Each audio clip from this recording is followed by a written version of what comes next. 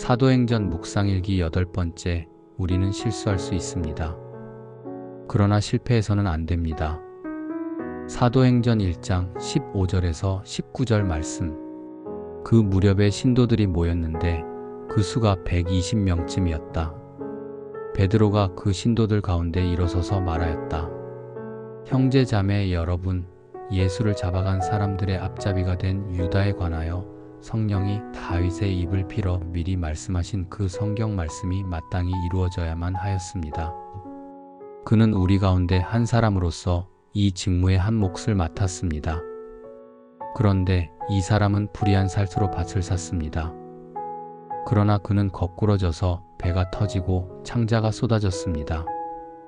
이 일은 예루살렘에 사는 모든 주민이 다 알고 있습니다. 그래서 그들은 그 땅을 자기들의 말로 아겔다마라고 하였는데 그것은 피의 땅이라는 뜻입니다. 좋은 아침입니다. 벌써 9월의 마지막 날이네요. 시간은 쉼없이 흐르지만 그 흐름 속에서 변치 않는 주님의 사랑을 붙들고 오늘도 믿음의 경주를 힘차게 달려가는 여러분을 축복합니다. 오늘 본문은 가룟옷 유다를 다루고 있습니다. 12 제자 중 한 자리가 비게 되었고 그 자리를 채워야 한다는 논의가 시작되는 장면이죠. 그래서 오늘 우리는 가룟옷 유다의 이야기를 나눠야 하는데요. 그리 간단한 문제가 아닙니다. 그에 대한 해석이 복잡하고 그의 내면을 들여다보는 것이 쉽지 않기 때문입니다. 사실 가룟옷 유다에 대한 논란은 그가 예수님을 팔았다는 사실 외에 그 동기나 과정에 대한 기록이 거의 없기 때문일지도 모릅니다. 왜 그랬는지, 왜 그럴 수밖에 없었는지 우리는 정확히 알 수 없기 때문이죠. 그래서인지 한때 가톨릭의 일부 진보주의자들 사이에서는 그를 성인으로 추대해야 한다는 움직임까지 있었습니다. 그의 배신조차 결국 하나님의 구원 계획을 이루는 한 부분이었다는 이유에서죠. 가룟옷 유다가 없었다면 십자가도 없었을 것이라는 추론은 언뜻 그럴듯하게 들리기도 합니다.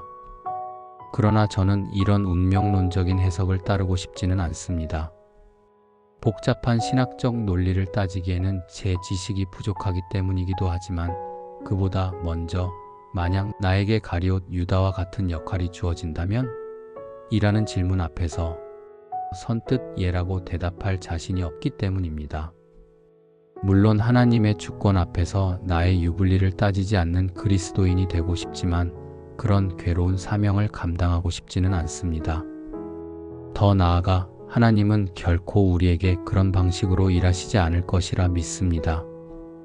분명한 것은 하나님의 부르심 앞에 선 우리는 각자의 응답에 따라 베드로가 될 수도 있고 가룟옷 유다가 될 수도 있다는 사실입니다.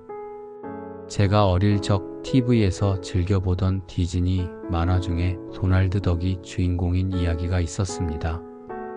도날드 덕이 어떤 중요한 결정을 내려야 할 때면 어김없이 그의 양쪽 어깨 위에 작은 천사와 악마 도날드 덕이 나타나 서로 자기가 옳다고 속삭이곤 했죠. 우리 안에도 늘 그런 선한 생각과 악한 생각이 공존합니다.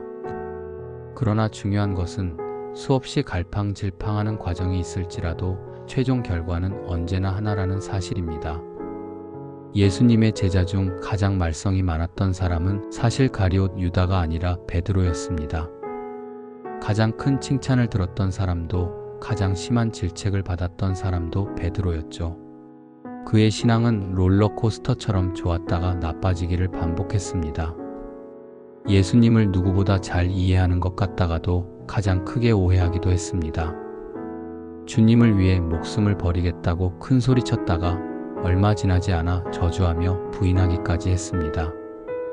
그러나 그가 위대한 사도가 될 수 있었던 이유는 단 한 가지, 그의 마지막 자리가 제자의 자리였기 때문입니다. 수많은 실수와 우여곡절 속에서도 그는 결국 돌이켜 주님 곁으로 돌아왔습니다. 반면 가룟 유다는 기록이 많지 않은 것을 보면 겉으로는 큰 말썽을 부리지 않았던 것 같아요. 그러나 그는 공동체의 재정을 맡아보면서 슬쩍 자신의 이익을 챙기기도 했는데 그 반복되는 죄에 대해 회개했다는 기록이 없습니다. 예수님께서 마지막 만찬 자리에서 그에게 돌이킬 마지막 기회를 주셨지만 그는 그 자리를 박차고 나가버렸습니다. 우리는 실수할 수 있습니다.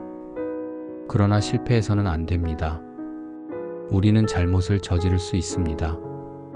그러나 그 잘못이 내 인생의 결론이 되게 해서는 안 됩니다.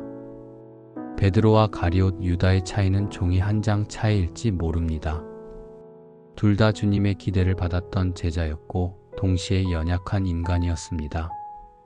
그러나 그 수많은 실수와 부족함 속에서도 한 사람은 마지막에 제자의 자리에 서 있었고 다른 한 사람은 부르심의 자리를 스스로 떠나버렸습니다. 실수는 문제가 되지 않습니다. 다만 실수가 반복되고 결국 실패로 끝난다면 그것은 돌이킬 기회를 주시는 하나님의 은혜를 외면한 결과입니다. 실수는 누구나 다 할 수 있습니다. 그러나 그 어떤 실수도 돌이킬 기회는 반드시 있습니다. 그 기회를 잘 붙들어야 우리의 인생이 온전해집니다. 이것은 능력이나 인격, 연약함의 문제가 아닙니다. 그럼에도 불구하고 내가 지금 부르심의 그 자리에 서 있는가? 바로 그것이 문제입니다. 오래전에 어떤 청년이 제게 그런 질문을 한 적이 있어요. 목사님, 세상 편하게 잘못된 삶을 살다가 죽기 바로 전 예수 영접하고 믿으면 천국 가나요? 좀 우스꽝스런 질문인데 사실 우리 모든 그리스도인이 그런 생각을 한 번쯤은 하고 살죠. 아마도 그 생각 이면에는 나도 그렇게 살면 좋겠다는 뜻이 있을지도 모릅니다. 내 마음대로 살다가 죽기 전에 천국 가는 티켓을 얻으면 얼마나 좋을까 싶은 거죠. 그게 좋은 것인지는 잘 모르겠지만 그 청년의 농담 같은 질문에 저는 아주 진지하게 대답해 주었습니다. 그렇다. 그는 반드시 천국에 갈 것이다. 그러나 내가 알아야 할 것이 있다. 죽기 전에 주님을 믿는 것, 하나님의 계획과 나라가 있음을 아는 것만큼 놀라운 능력은 없다. 내가 죽으면 주님을 만나게 될 것이라는 사실을 깨닫는 것은 어떤 지식보다 높은 것이다. 그가 그날 그 깨달음이 있었다면 그는 그 인생의 어떤 시간보다 귀한 시간을 맞이한 것이다.